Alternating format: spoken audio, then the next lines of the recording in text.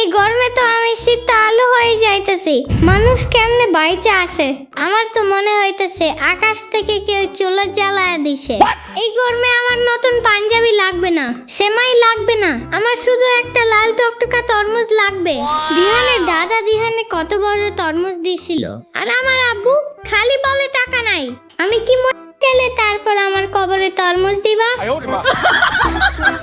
কি রে ইয়ামিন, বিড়বিড় করে কি বকতেছিস একা? রোদে বসে থাকলে তো মাথা আরো গরম হবে। ঘরে আয়। না, আমি ঘরে যাব না, আমার ঘরে তরমুজ নাই। আমি বলে দিলাম আম্মু, আজকে যদি আমার জন্য দিহানের মতো একটা বিশাল তরমুজ না আসে, তাইলে আমি এই ঈদে কারো লগে কথা কমনে আমি একেবারে অনশন করুম।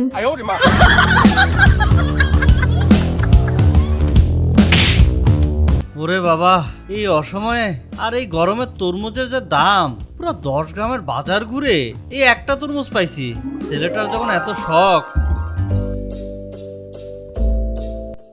আব্বু তুমি আমার আসল আব্বু। আমি জানতাম তুমি আমার জন্য তরমুজ আনবা। ওহো, আমার জানের টুকরা তরমুজ, আমার কলিজার পানি। নে এবার তরমুজটা দে, আমি কেটে ফ্রিজে রাখি। তরমুজটা ঠান্ডা হলে ঠান্ডা ঠান্ডা তরমুজ খাবি। খবরদার আম্মু, কেউ এই তরমুজে হাত দিবা না। এই তরমুজ আমার, আমি দিহানের মতো একা পুরো তরমুজ খামু। এই তরমুজের একটা বিচিও আমি কাউকে দেবো না, তোমরা দূরে থাকো। আরে ইয়ামিন, এটা কেমন কথা? আমি এত কষ্ট করে আনলাম আর তুমি আমাদের দিবা না?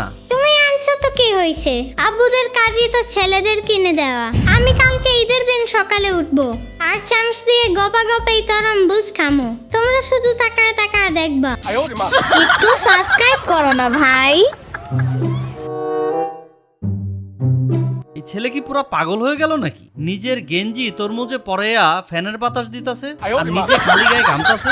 আব্বু তুমি ডিস্টার্ব করবা না, যা বরফ পড়ছে, আমার তরমুজটা যদি হিট স্ট্রোক হয়ে যায় তখন ওর ডাক্তার খরচ কে দিবে? তাই আমি ওকে ঠান্ডা রাখতেছি, আমি ওকে এসি ট্রিটমেন্ট দিচ্ছি। ওরে আমার এসি রে, তরমুজ নাকি আবার হিট স্ট্রোক করবে। তরমুজটা দে, আমি পানিতে ভিজাই রাখি, তাইলে আর তোর তরমুজ হিট স্ট্রোক করবো না। খবরদার আম্মু, পানি দিলে যদি ওর সর্দি লেগে যায়, তরমুজ হাঁচি দিলে ভিতর থেকে সব লাল পানি বের হয়ে যাবে। আমি আমার হাতের উপরে স্পঞ্জ করে দিব। ওরে আল্লাহ, এত বড় তরমুজ, তাও আবার বালিশে শোয়ানো। দুলাভাই, এই তরমুজ কি আমেরিকা থেকে আনছেন নাকি? দেখেই তো মনে হইতেছে ভেতরে পুরাই আগুন, লাল টকটকা হবে। আহারে, এই গরমে এই তরমুজটা দেখলে তো মরা মানুষও জিন্দা হয়ে যাবে। ইয়ামিন, তোর তো কপাল রে। তাই ইয়ামিন, মামা খালা আসছি, আমাদের তো অন্তত এক পিস করে দিবি, তাই না? সাম্বা, তুমি কিন্তু বেশি কথা বলছো। আমি তোমাদের চিনি না, তোমরা দুইটা আস্ত একটা রাক্ষস। দিহানের ভিডিওতে আমি যেমন দেখছি, ওর বন্ধুরা তরমুজের চোচা পর্যন্ত চেটে খাইছে। তোমরাও সেই ধান্দায় আছো। আমি কাউকে কিচ্ছু দিব না, তোমরা এখান থেকে যাও। আরে বোকা, আমরা কেন তোর তরমুজ খাবো? আমরা কি ভিখারি নাকি? আমরা তো শুধু দেখতে আসছি, তোর জিনিস তুই খাবি। হ্যাঁ রে ইয়ামিন, তুই নিশ্চিন্তে থাক, আমরা তো তরমুজ খাবো না। তুই বরং এটা নিয়ে ঘুম দে। তোমাদের আমার বিশ্বাস নাই, আমি এই তরমুজ চোখের আড়াল করব না। আমি এটা নিয়ে রাতে ঘুমাবো। একটু সাবস্ক্রাইব করো না ভাই। বা আস্তে ধর, তরমুজটা সরায়া ওই জায়গায় কোল বালিশটা দিয়ে দে। কে রে, আমার তরমুজ ধরে আর টান দিছিস কেন? ডাকাত ডাকাত। আরে দূর দাদা, ডাকাত না, আমি তোর সাম্বা খালা। তরমুজ তো কাঁপতাছিল। তরমুজ কাঁপে কেন? তরমুজ কি ডান্সার নাকি? আরে ভাগিনা, তরমুজের মনে হয় জ্বর আসছে, গরমে প্রেসার হাই হয়ে গেছে। আমরা তো থার্মোমিটার লাগিয়ে চেক করছিলাম। তুই যদি ওকে এত শক্ত করে জড়িয়ে ধরিস, ও তো গরমে সিদ্ধ হয়ে যাবে। হ্যাঁ হ্যাঁ হ্যাঁ, তাহলে এখন কি করব? আমার তরমুজ সিদ্ধ হয়ে গেলে তো ভর্তা হয়ে যাবে, আর তখন আমি মজা করে তরমুজ খাবো, সেটা মাটি হয়ে যাবে। কোনো চিন্তা নাই, তুই এক কাজ কর, তুই নিশ্চিন্তে ঘুমা। আমরা তো তরমুজটাকে নিয়ে উঠানে খোলা বাতাসে পাহারা দিচ্ছি। কিন্তু তোমরা যদি খায়া ফেলো? আরে ইয়ামিন, আমরা তোর মামা খালা না? নিজের রক্তের সাথে কেউ বেইমানি করে? আমরা জীবনে তোর তরমুজ খাবো না। আচ্ছা ঠিক আছে, কিন্তু তরমুজে যেন একটা আচরণ না লাগে। ভাগিনাটা আমার পুরাই বোকা, তরমুজের নাকি জ্বর আসছে আর সে বিশ্বাসও করলো। এখন বুঝুক মামা খালার পাওয়ার। তাড়াতাড়ি কাট ফয়সাল, আমার পেটে ইঁদুর না হাতেই দৌড়াইতেছে। এই তরমুজটা খাওয়ার জন্য কত অপেক্ষা করছি, তাড়াতাড়ি কর। আলহামদুলিল্লাহ, জীবনে এত মিষ্টি তরমুজ খাই নাই রে সাম্বা। ইয়ামিনের বাপ আমাকে দুলাভাই আসলেই টাকা উসুল করছে। আমি যখন তার সকালে উঠে দেখবো তরমুজে শুধু চোষা পড়ে আছে, তখন ওর রিয়াকশনটা যা হবে না, একদম পাগলের মতন নাচবে। চল খোসাগুলো ওইভাবে সাজিয়ে রাখি যেন মনে হয় আস্ত তরমুজ।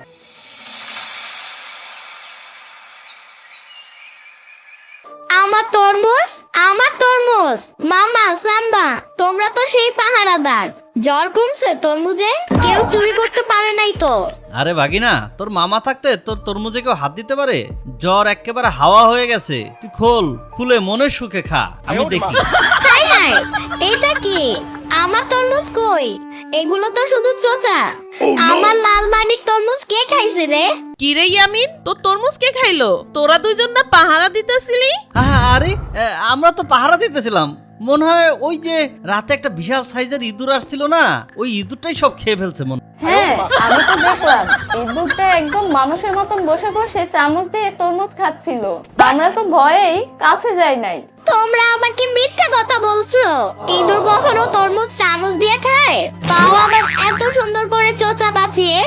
আমি জানি এই কাজ তোমরা দুইজন করছো। তোমরা আমার তরমুজ খায় ফেলছো। আরে ভাগিনা, তুই আমাদের সন্দেহ করতেছিস? আমরা সারা রাত জেগে পাহারা দিলাম মশার কামড় খেয়ে, আর তুই আমাদের দোষ দিচ্ছিস? আমি সব বুঝতে পারছি। তোমরা আমার সাথে চিটিং করছো। আমি তোমাদের কাউকে বিশ্বাস করি না। আমার পুরো তরমুজটাই মাটি হয়ে গেল। আমি এই চোচাগুলো নিয়ে থানায় যাবো, তোমাদের নামে মামলা দিব। কাঁদিস না বাবা, তরমুজ তো শেষ। এখন এই চোচাগুলো চাইলে তুই একটু চিবিয়ে দেখতে পারিস। আমি চোচা খামু? আমি ছাগল নাকি যে চোচা খামু? তোমরা সবাই মিলে আমার পচাইছো। আমি এর এই ঘরে ভাতও খামু না, কিচ্ছু খামু না। আমি গেলাম তোমগো এই ঘর ছাইরা, এই সমাজ ছাইরা জঙ্গলে যায় বসবাস করবো। তোমাদের সাথে থাকবো না। ওরে আমার কলিজার টুকনা ভাগিনা রে, তুই এত কষ্ট পেয়েছিস, আমাদের কি সহ্য হয়? এই দেখ তোর জন্য কি আনছি। আবার কি আনছো? এখন আমারে শেষ করে দেওয়ার জন্য? বেশি বিরক্ত করলে কিন্তু একদম জামুদা। আরে ইয়ামিন গাধা, তোর জন্য আমরা তো গুঁড়া মরিচ আর বিট লবণ আনছি। তরমুজের চোচায় আসল ভিটামিন আছে, তুই জানোস না? ডাক্তাররা কয় তরমুজের চোচায় আসল ভিটামিন আছে। তুই এই বিট লবণ দিয়া মাখায়া চোচাগুলা খা, দেখবি একবারে খাসির মাংসের মতন টেস্ট লাগবে। তোমরা আমার তরমুজ খাইয়া আবার আমার চোচা খাইতে কইতাছো? খাসির মাংসের টেস্ট লাগবো চোচার মধ্যে? দাঁড়াও, তোমগো আজকে পাইলে আমি একদম ভূত বানাই দিমু। ওরে বাবারে, ভাগিনা তো পুরাই খেপে গেছে। সাম্বা পালা।